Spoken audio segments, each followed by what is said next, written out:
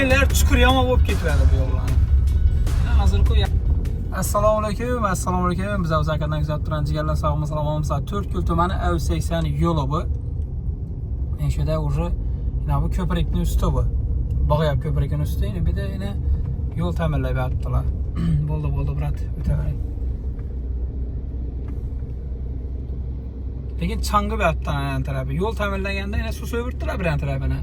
Lekin o'g'lan taraflar chang'i bu yerdan.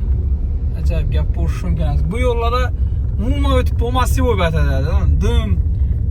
Hammalar chuqur yama bo'lib ketadi bu yo'llarni. Yana hozirku yaxshi asfalt etsalar yaxshi yana. Lekin probka yomon bo'lib ketdi bindilamasdan divizyon probka. Geçti işleseler mesela. Lekin bir de divizyon to'xtamaydi, kecha gündüz bir de mashina harakat to'xtamaydi. Geçti işleseler kadar acayip bo'ladi. Endi soat 7 bo'ldik, baribirgacharoq bo'ldi.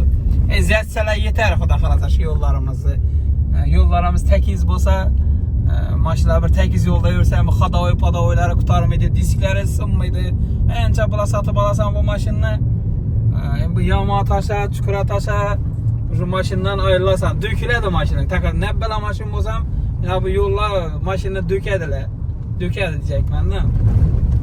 Xudo xolasa aslan sekin yamab keltirlar yo'llarning chuqurlarini, ko'p yerlarni qaytaldan yo'lni buzib zaqib turibdilar. Şimdi metan gaz bedancha 5200 so'm ekan metan gaz. Şimdi o metan, eko metan gazda 5200, Ruslan metanda 4900 lazım. Hop, shunday yangiliklarni yetirib qo'yaveramiz. Sog' bo'la sog' bo'lmasalar kanalga obuna bo'linglar. Xudo xolasa shu yerdan 100 ming bo'lamiz deb turibmiz. Tezroq podpisatsiyani bosib, gumbalar, like'larni bossanglar 100 ming bo'lamiz. Inshaalloh, xudo xolasa omon bo'lasizlar.